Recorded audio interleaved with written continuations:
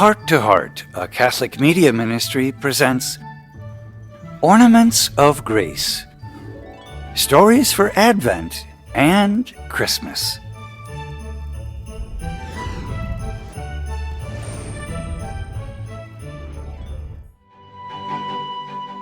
Today's ornament of grace for the Feast of the Holy Family is all of our families.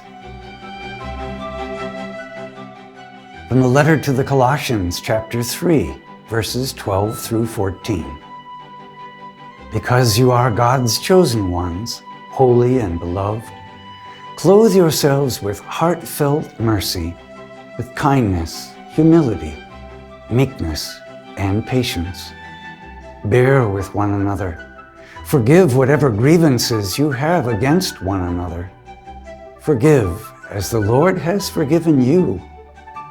Over all these virtues, put on love, which binds the rest together and makes them perfect.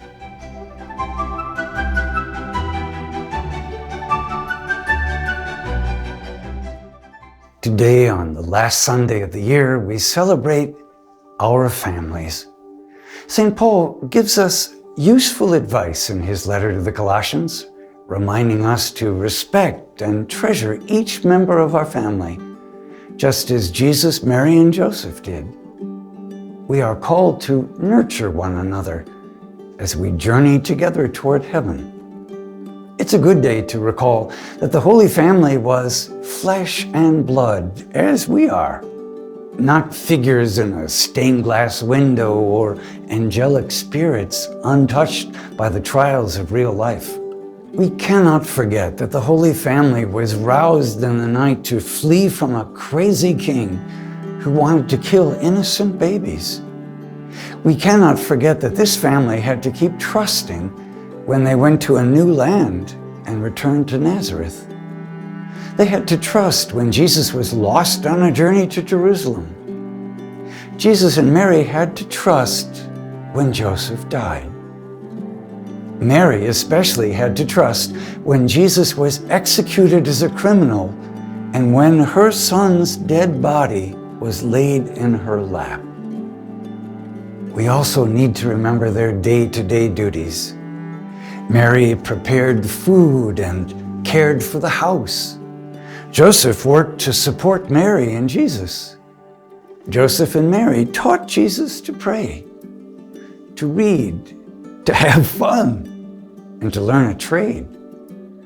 The Holy Family did not live isolated from others. They lived and worked in a community. What held them together through all this was their love for one another and their trust in God.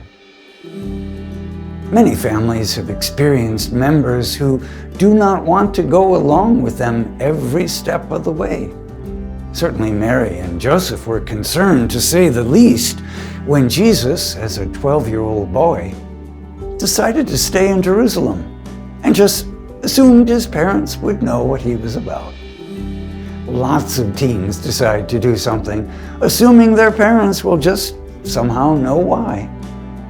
When Mary and Joseph found Jesus in the temple, they expressed the anxiety they felt while searching for him. When Jesus said he had to be about his Father's business, his answer left them confused. Still, there was deep respect among them. Jesus, honoring his parents' wishes, went home with them. While loving advice probably came frequently to Jesus from Mary and Joseph, these parents did not interfere with Jesus' growth.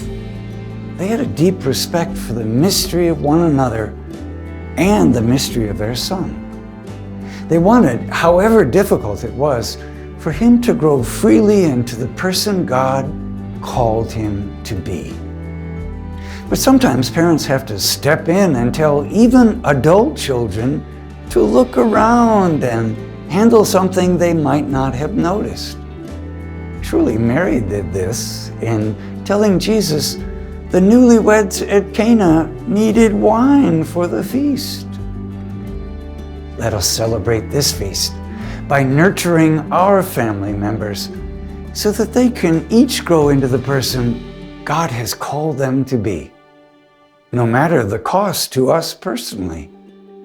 Real love is never self-seeking, but desires what is best for the other.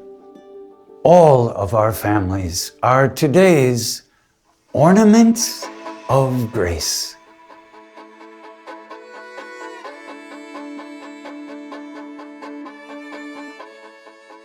Observing the beautiful ornaments.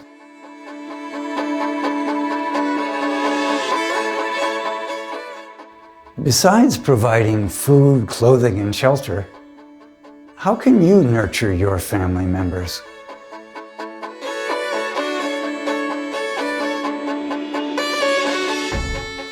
Can you discern when it is good to offer advice versus interfering in another's life? What questions might help you to see what is truly for the other's good?